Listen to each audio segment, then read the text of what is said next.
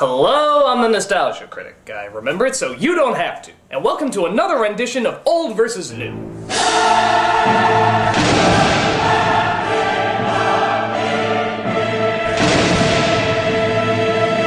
Seeing how we're so close to Thanksgiving, I thought it'd be great if we talked about a pair of Thanksgiving movies. You know, because it's kind of religious. I think Moses carved a turkey once. Forget it. It's the Ten Commandments. In 1956, one of the greatest directors of all time, Cecil B. DeMille, made one of the most famous films of all time, The Ten Commandments. Actually, it was a remake of his already popular epic from the 1920s. I guess he just wanted to up the epicness. And I know I should probably do an old versus new on these two films, but seeing how they both had the same director, I think it's kind of cheating. The 56 version is of course considered a classic, and no major studio would dare try to top it. That is until DreamWorks came along and tried to tell the same story as an animated musical. Interesting choice.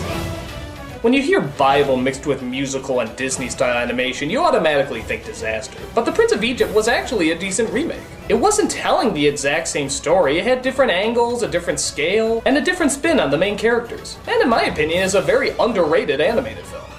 But still, which one holds up the best, the original classic or the anime reimagining? Well, let's dive right into the land of milk and honey. That would be nice, but I'm talking about the movies. This is Old vs. New, 10 Commandments versus The Prince of Egypt.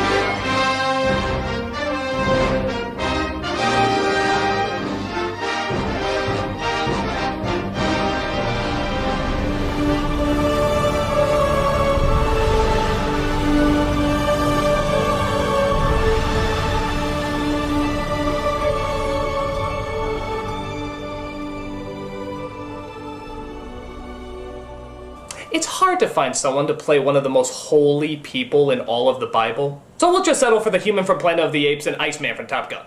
Solid. Let's take a look at Best Moses.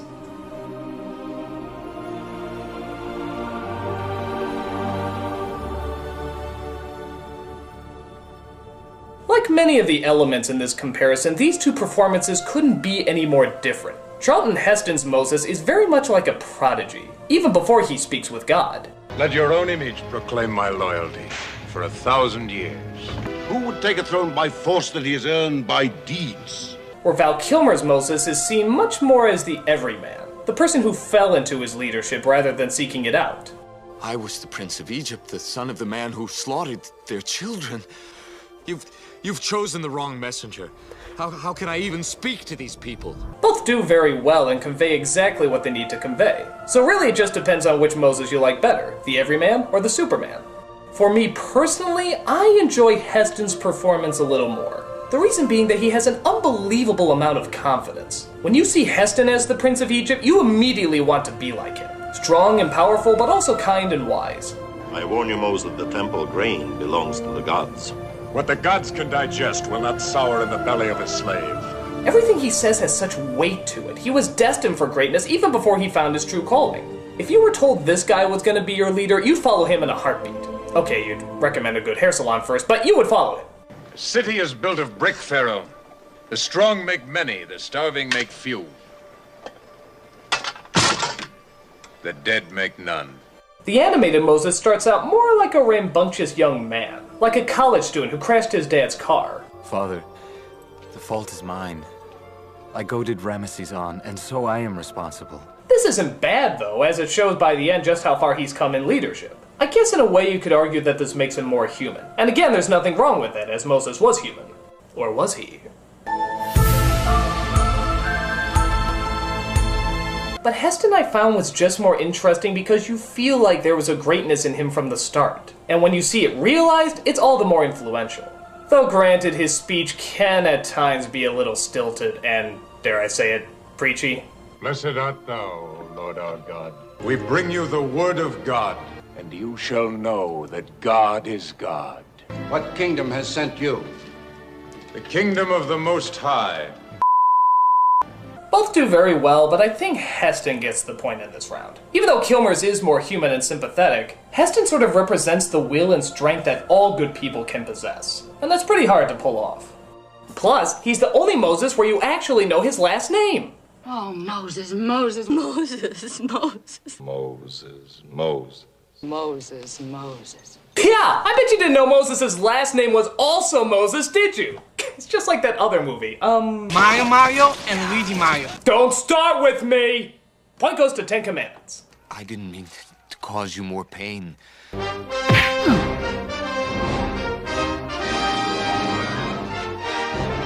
But what about the villain? Ramesses is one of the greatest villains of all time. But, did you know that him and Moses were brothers? Oh, you didn't know that. Sorry, I didn't know. This is the best Ramesses.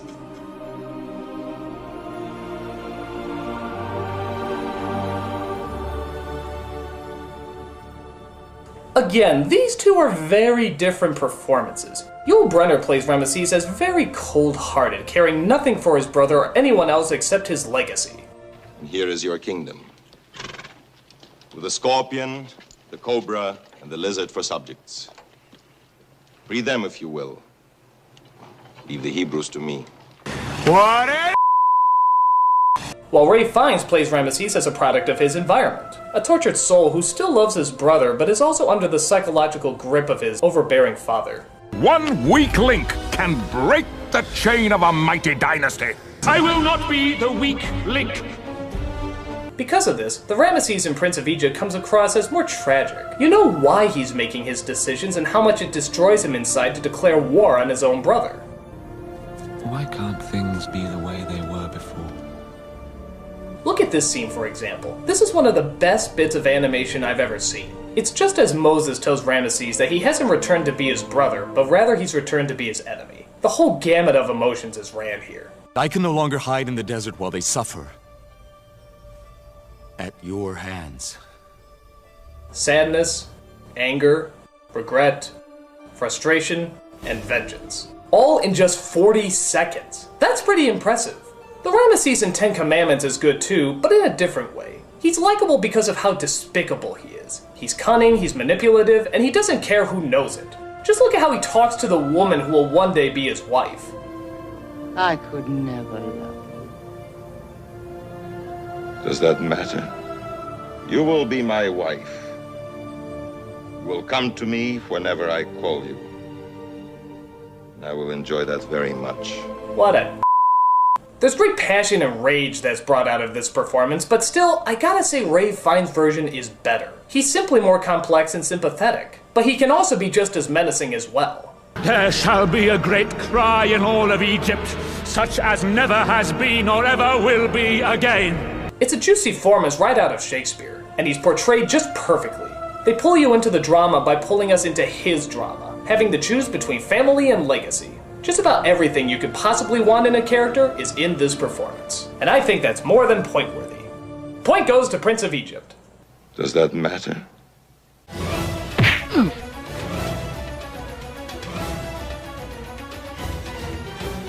Now comes the real hard part, the supporting cast. Both these films had a gigantic cast of celebrities and all of them were absolutely wonderful. But which one was better? Let's take a look.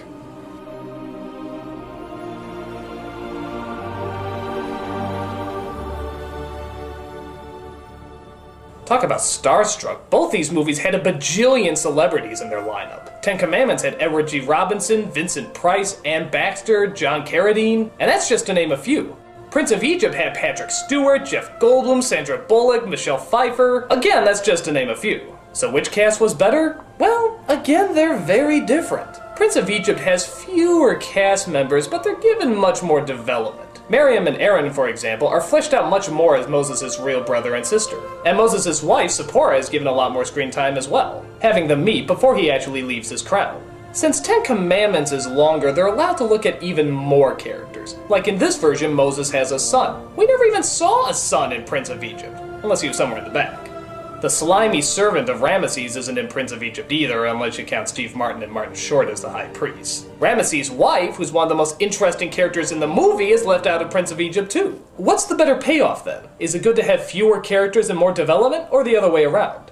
Well, for the most part, Ten Commandments comes off as stronger because even though they have more characters, they have great actors to portray them. Because of this, the relatively short scenes still get across how sympathetic or unsympathetic they are. The Egyptian that Moses murders is much more satisfying when you see that it's Vincent Price playing him. You instantly see scumbag, and he doesn't even have to do that much. That's just the power of Vincent Price. You make no outcry, Joshua, but you will cry for the mercy of death.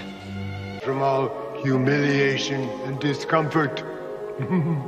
The same can be said for Edward G. Robinson. Look how cocky he is in revealing the secret of Moses' past. Even with a sword up to his throat, he has nothing to fear. The deliverer is Moses. He's Hebrew, the son of slaves. I will pay your price. And like I said, they're not all given small roles. Ramesses' wife is very complex, choosing between the man she loves and the man she marries, only to find her life destroyed by Moses and left with the emptiness of her vengeful husband. Look at this scene. He's about to cut her to ribbons after failing to get Moses until... Before you strike, show me his blood on your sword.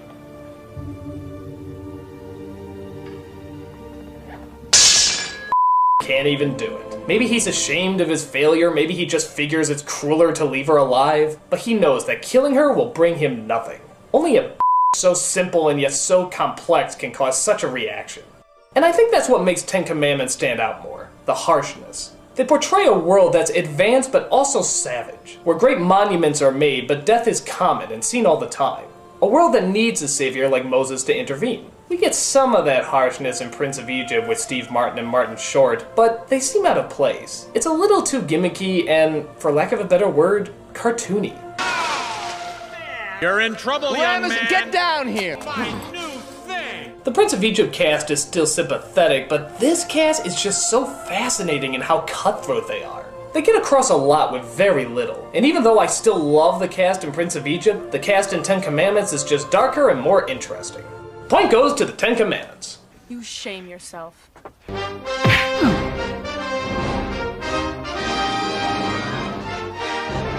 And now, the big one. The one that I thought I'd never be able to judge. God. I am going to judge God. To the wall, people. This is the best God.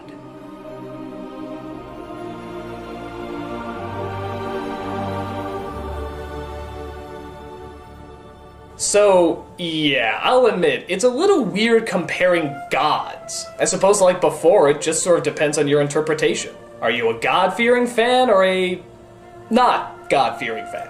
As far as the story goes, the Ten Commandments God is probably the one most people would think about when hearing it. I mean, this is the God who sent flaming hail, constant darkness, and killed all the firstborns. In short, this was a bad God. So they provided him with a deep bad voice.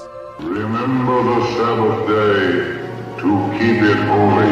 Do this in my name or you will get a cap in your Seriously, you're like a bug. I could just be like, and you're gone. Don't mess it up. I am bad God.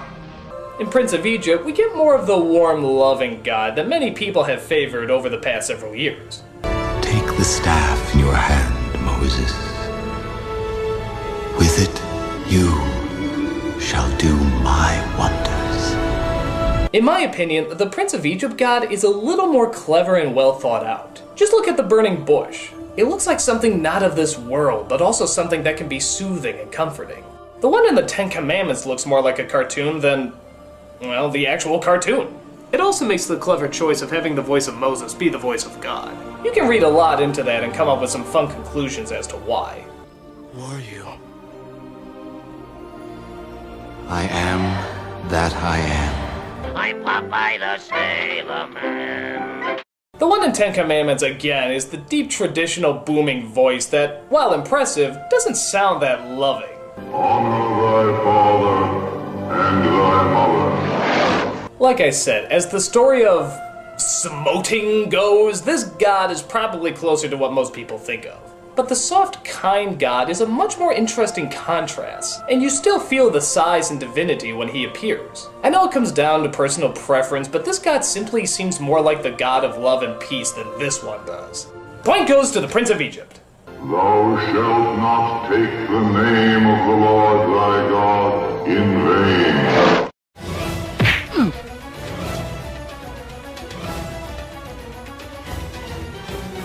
It's all tied up and we come down to the most important element, the story. This is Story for the Win.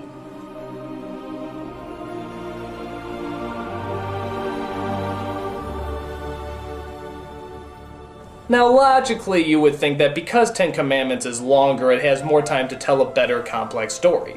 But let's really look at this. Ten Commandments is a complex story with a lot of drama going on, but there's several things they overlooked. For example, it seems to forget that Moses and Ramesses grew up together. That they were technically brothers. I know they're trying to portray Ramesses as the bad seed, but if you were never told that these two were brothers, you probably never would have guessed it. There's no love in their eyes, no memory of the good times that they had. When Moses shows up after years of being gone, Ramesses is just like, whatever, off.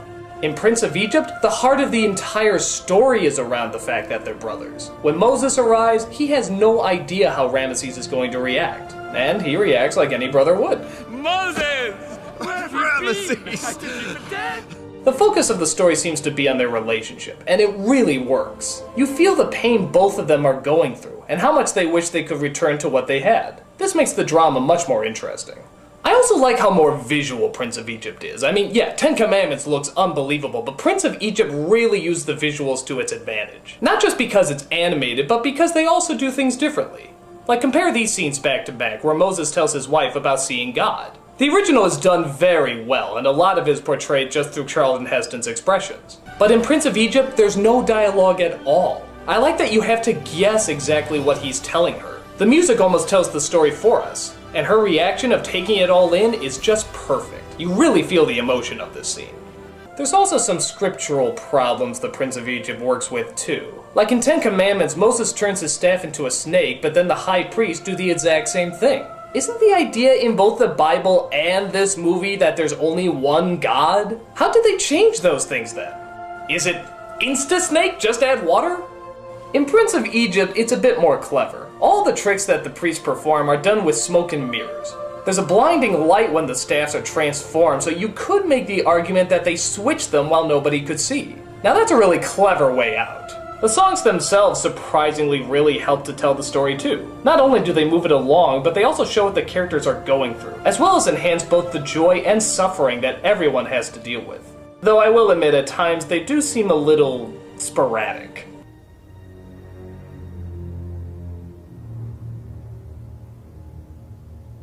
Many nights we've prayed. Dude, all the firstborns are dead. Can you lay off the show tunes?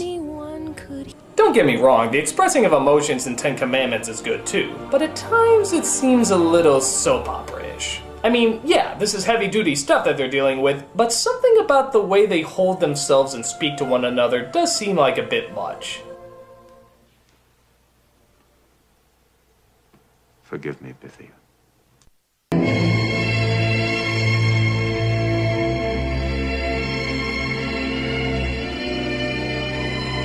And yes, Prince of Egypt does have this problem sometimes too. There's just some moments that feel really forced. Like the comedy in the first half of the movie. It never really feels that natural. Father will kill me. Don't worry. Nobody will even notice us coming in. Nobody will even notice. The best comedic moments were the ones that actually added to the drama. Like the desperation in Goldblum's voice as Aaron while trying to stop his sister from revealing who they really are. You must know. Be careful, slave. Oh, my good prince. She's exhausted from the day's work. Not that it was too much. We quite enjoyed it, but she's confused. But even the bad comedy helps generate the kind of corniness of nostalgia. And let's be honest, nostalgia can be corny. It's a pleasant time you want to return to where everything seems simpler. And this works in Prince of Egypt because they're creating a great contrast to the later drama. The few corny moments in Ten Commandments just come out as corny, and don't really add anything in the long run. The corniness comes from how overdramatic it is, not how funny it's trying to be. Because of this, surprisingly, the animated musical seems to be the more dramatic film. Does it have problems? Sure. Are there elements from the original that are better? Absolutely. But on the whole, Prince of Egypt knew that the focus had to be on the brothers. That's where the drama comes from, and that's where the most interesting conflict takes place. They knew that that was the most fascinating element. That's where people could sympathize the most. It makes us realize why the story is so good. It brings out good characters from good writing from a good story. So, it turns out the winner is Prince of Egypt, the superior film. Turn from thy fierce wrath, O Lord.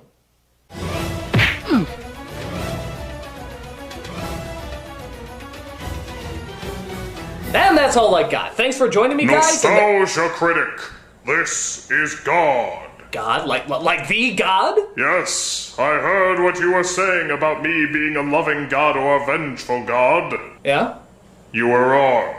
I'm a vengeful God. Oh. Your ass is grass.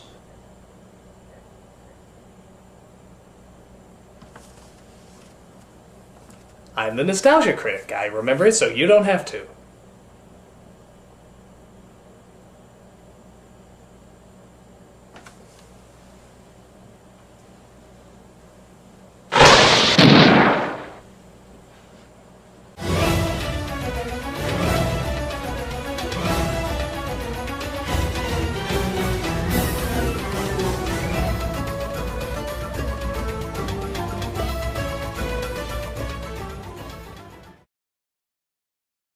Oh, Moses, Moses.